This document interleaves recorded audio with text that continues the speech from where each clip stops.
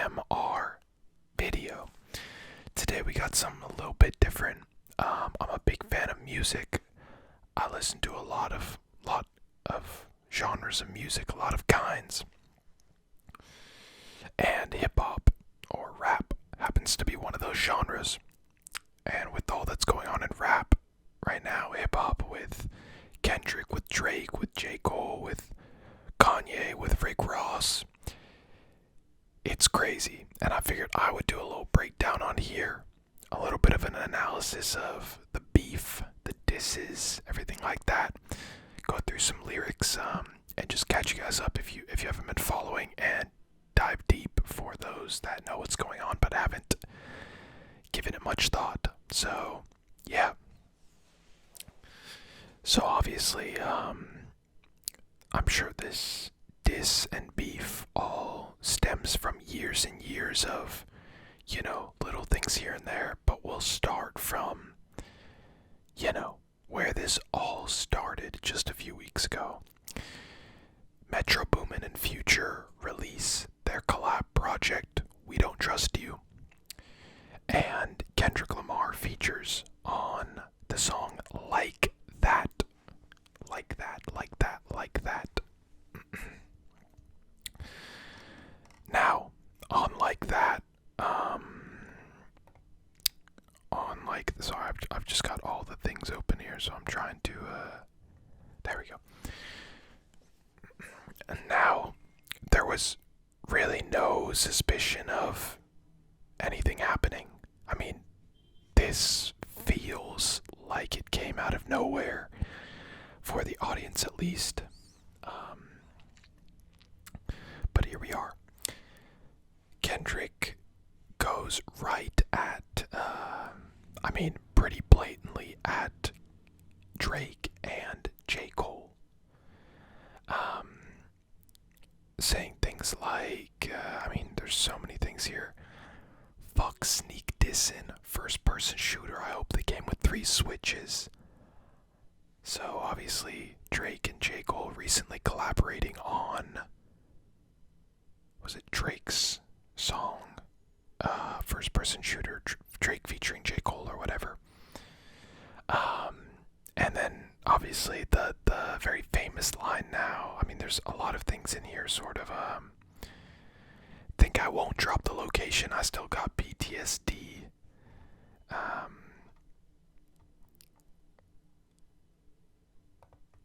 Obviously sort of related to Kendrick, always, like Drake said back in the song with 21 Savage on Rich Flex, something about PTSD, blah blah. There's sort of little digs here and there, and then obviously the famous line here, motherfuck the big 3, it's just big me. So and then he says Prince outlived Mike Jack, because obviously Drake is often compared to, being sort of like the Michael Jackson of rap, and things like that. And then also on first person shooter, Drake compares himself to Michael Jackson.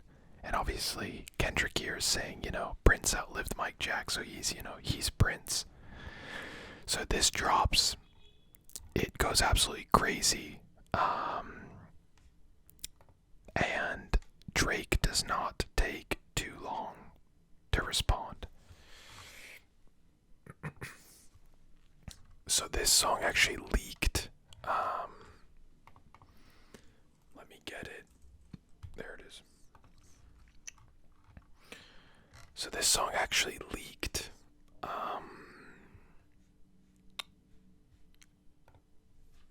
On YouTube or on Twitter, I forget where it first leaked. DJ Academics confirmed it.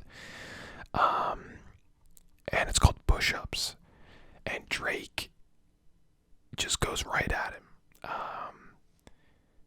How the fuck you big stepping with a size 7 men's on?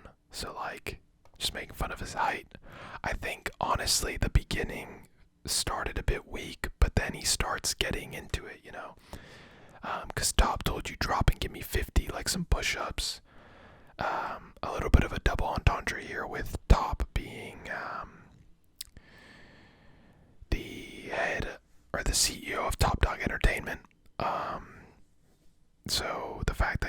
has to, give over half of his money to his label when he's making music. And then obviously he had that video of him doing push-ups.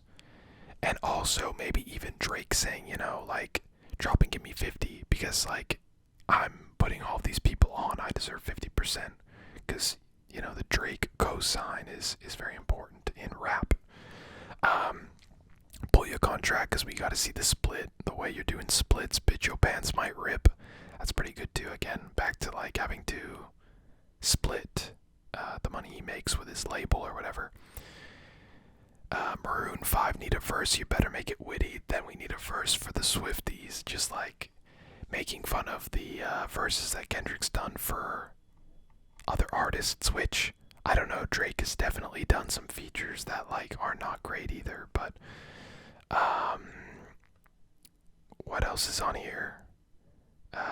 You got the like big difference between Mike then and Mike now. So he's saying, like big difference between Michael Jackson and me. I mean, yeah, there's a lot on here. I'm trying to find the Metro line. Oh yeah, Metro, shut your whole ass up and make some drums. Just like pushing Metro to the side. Because at this point, Metro and Future feel somewhat involved too, because it was on their project. And Drake and Future have always been quite close, so this verse also has a couple of Rick Ross disses. Can't believe he jumping in. He's turning 50, just like stuff, little things like that. And then a couple at the weekend as well. But really mainly focused on Kendrick. And I think I've missed something as well. So I missed this. So right before that dropped, jcole released a Disstrack. And before we get into that, I'm gonna say that Drake on his diss says, I don't care what Cole think, that Dodd shit was weak as fuck. So Dodd being Kendrick. I don't care what Cole thinks. So in the Cole Disstrack, it wasn't great. It was kind of weak. It was, just your first shit was a classic. Your last shit was like sucked. Essentially just like these very like surface level disses that didn't really feel that interesting. And just a few days after that, jcole in concert says, I shouldn't have done this diss. I regret doing it. I'm taking the song off the album. I'm taking it off of streaming platforms. Blah blah blah. And then Drake dropped his diss track, and he's just saying, like, I don't care what Cole thinks. Like, I'm not trying to back down. I'm here for the beef, which is great. So after that, things start to get a little bit weird in the timeline. I know Rick Ross drops a diss track at Drake. That is just not good. Probably the worst one of the bunch. Just surface line dissing. Absolutely nothing interesting.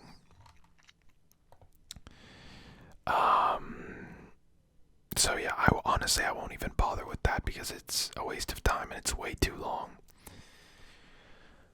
And then Kanye gets involved with Ty Dolla $ign on a Like That remix, which I don't know if it's officially released or if that was just a leak. Let's see, I don't see it on Spotify, so I've read the leak on YouTube and Twitter.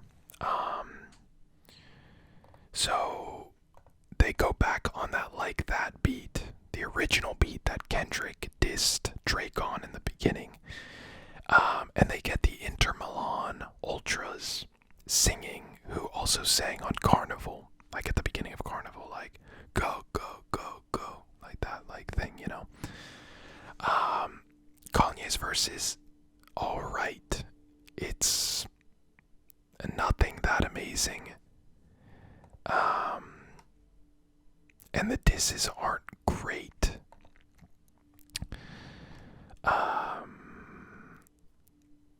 there's one that's very good where he's like, "Where's Lucian? Serve your master. You got a little bag for your masters, didn't ya?" So Lucian's the CEO of UMG, which is the major label which Drake is signed to. He's signed to Young Money Entertainment, which is a label under UMG. So Kanye's like, serve your master being like the CEO of UMG, and then you caught a little bag for your masters. So like Kanye obviously owns all of his stuff now. So he's basically saying to Drake, like, oh yeah, like you'll take anything to sell away your masters, like the masters of your music, the master files.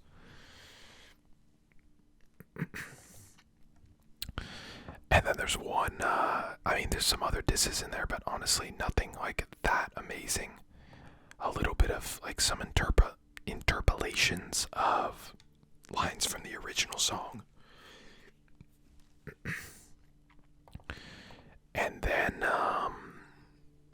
to end the verse, Kanye says, "Play J. Cole, get the pussy dry. Play this shit back 130 times." So yeah, that's kind of wild. Just Cole has not openly diss Kanye, but he had a whole song called False Prophets a while ago saying that kind of had some lines related to Kanye around when Life of Pablo came out, and like him realizing that Kanye's like no longer his idol, sort of thing. Finally, we get up to the last portion, which is Drake releases another diss. Up till now, Kendrick has not responded. And yeah, there's other people in this beef, but still, I think the core of it is between Drake and Kendrick. And there's a lot of other people getting involved. So Drake drops this on last Friday, about 4 or 5 days ago now, called Tailor Made Freestyle. Now, Tailor Made, obviously, there's 3 points to it. So Tailor Made being like, this is a specific diss track, it's tailor made for you. Tailor Made, as in Tailor Made You, because obviously Kendrick was on that song Bad Blood. Obviously, I don't think anyone really believes that Taylor Swift made Kendrick, but whatever. And then finally, Taylor Swift dropped her album on Friday. So I think Drake thought, let me name my diss track Tailor Made. That way anyone searching like Taylor, maybe my diss track will be the first thing that comes up. So I think it was very smart by him. Obviously, he's like a marketing genius, so the search engine optimization of that is genius. Anyways, the diss track is weird. Very weird. So we start off with a Tupac AI. Yes, Tupac AI. And it's obviously Drake rapping. You can kind of like tell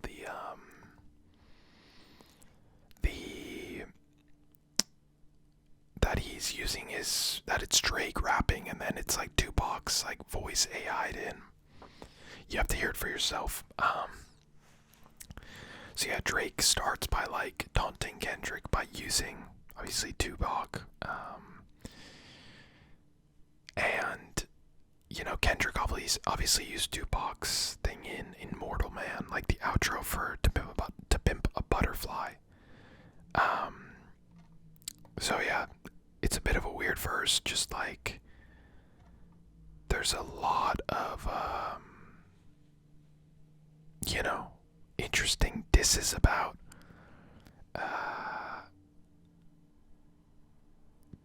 just liking sort of like alleged things. I'm not gonna get into that. I don't know if I can say these things on YouTube.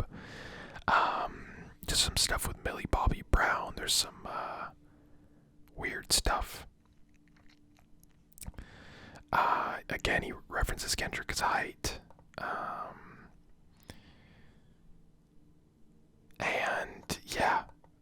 Anyways, anyways, next verse. Obviously, you can go look at that verse for yourself. There's just some stuff I don't know if I can say on it.